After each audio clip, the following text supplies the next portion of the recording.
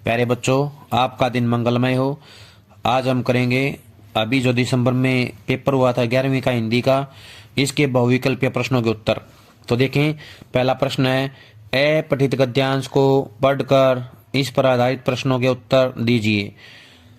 साहित्य का 5 जन्य समर भूमि में उदासीनता का राग नहीं सुनाता, वह मनुष्य को भाग्य के सहारे बैठने और पंख फड़फड़ाने की प्रेरणा नहीं देता, इस तरह की प्रेरणा देने वालों के पंख कतर देता है। वह कायरों और पराभव प्रेमियों को ललकारता हुआ एक बार उन्हें भी समर भूमि में उतरने के लिए बुलावा देता है। भरत मुनि से लेकर भारतेंदु तक चली आती हुई हमारे साहित्य की गौरवशाली परंपरा है।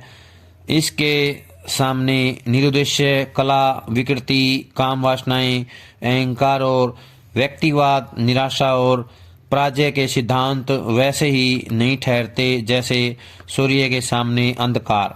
पहला प्रश्न है, लेखक के अनुसार साहित्य का 5 जन्य क्या करता है? ऑप्शन 1 में दिया हुआ है 5 लोगों को बुलाता है। दूसरा ऑप्शन है पंचों को पुकारता है। तीसरा है समर भूमि में उतरने की सलाह देता है। चौथा है शांति संदेश देता है। तो इसका सही उत्तर आएगा ऑप्शन नंबर 3, समर भूमि में उतरने की सलाह देता है। अगला प्रश्न है, साहित्य निराशावादियों से कैसा व्यवहार करता है? पहला ऑप्शन है उनसे डरता है। दूसरा उनके पंख कतर देता है। तीसरा उनके अधीन रहता है। चौथा है उन्हें सुला देता है। तो इसका उत्तर आएगा ऑप्शन नंबर 2, उनके पंख कतर देता है। अगला है प्रश्न नंबर 3, भारतीय साहित्य की परंपरा भरत मुनि से भारतेंदु तक कैसी है?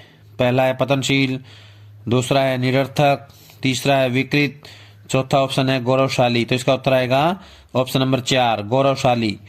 अगला प्रश्न है, साहित्य के समक्ष नकारात्मक बातें कैसे टिक नहीं पाती?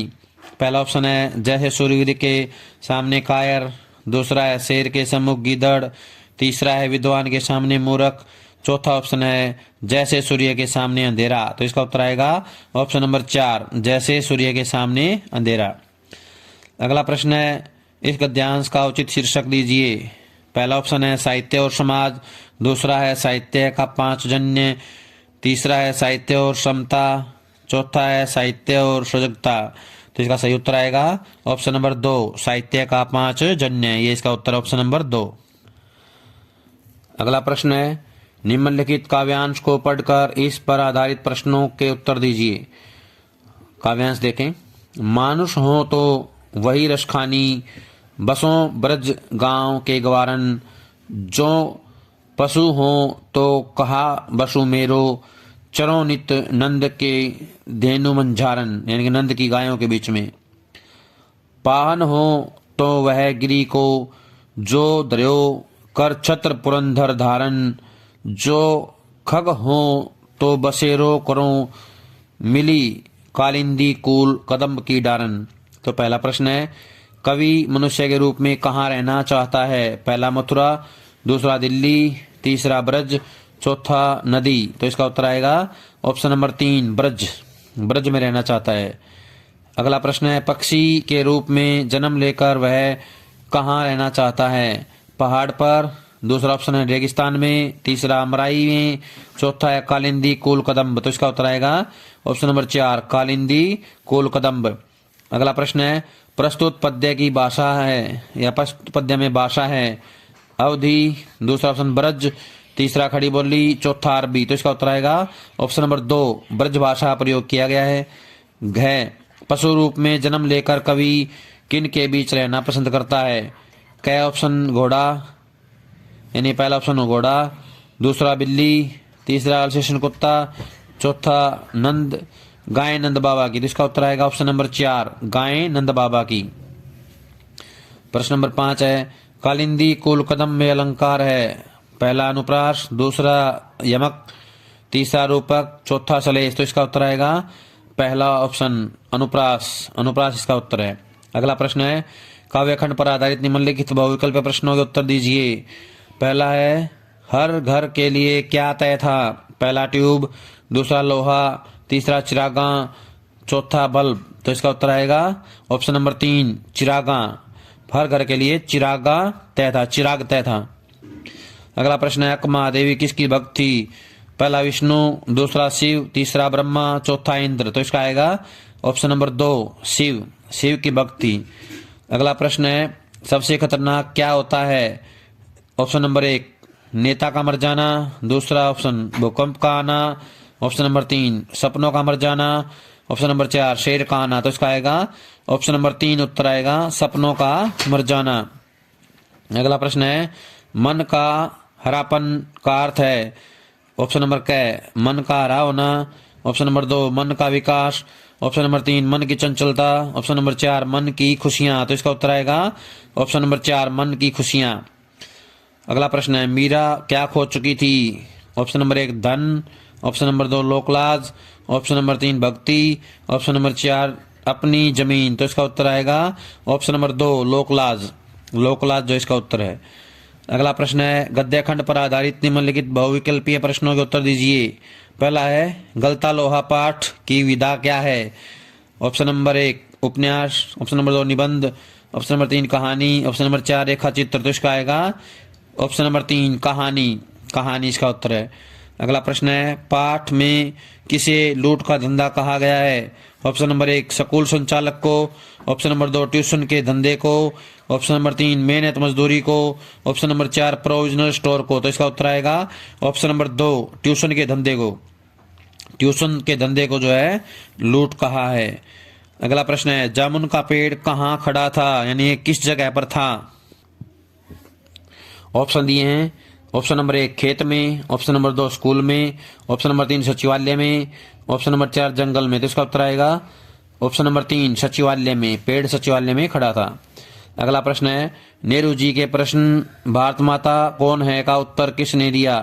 ऑप्शन नंबर 1 सुभाष चंद्र बोस ने, ऑप्शन नंबर 2 गांधी जी ने, ऑप्शन नंबर 3 सरदार पटेल ने, सरदार वल्लभ भाई पटेल, ऑप्शन नंबर 4 एक अनपढ़ किसान ने, तो इसका उत्तर आएगा ऑप्शन नंबर 4 एक अनपढ़ किसान ने उत्तर दिया। किसने दिया? एक अनपढ़ किसान ने। अगला प्रश्न है वंशीधर किस पद पर प्रतिष्ठित थे? पहला ऑप्शन है लिपिक, दूसरा प्राचार्य, तीसरा ऑप्शन है शिक्षक, चौथा ऑप्शन है दरोगा, तो इसका उत्तर आएगा वंशीधर ऑप्शन नंबर 4 दरोगा थे। क्या थे? दरोगा, ऑप्शन नंबर 4 इसका सही उत्तर है। अगला प्रश्न व्यक्ति एवं माध्यम के आधार पर प्रश्नों के उत्तर दीजिए। पहला है टिप्पणी शब्द अंग्रेजी के किस शब्द के अर्थ में प्रयुक्त किया जाता है?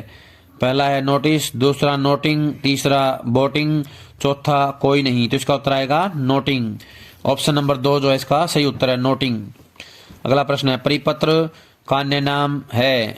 पहला है श्रवण पत्र, दूसरा ज्ञापन, तीसरा सरकारी पत्र, चौथा गश्ती पत्र, तो इसका उत्तर आएगा परिपत्र का अन्य नाम है गश्ती पत्र, ऑप्शन नंबर 4 ये सही उत्तर है, ऑप्शन नंबर 4 गश्ती पत्र इसका उत्तर है।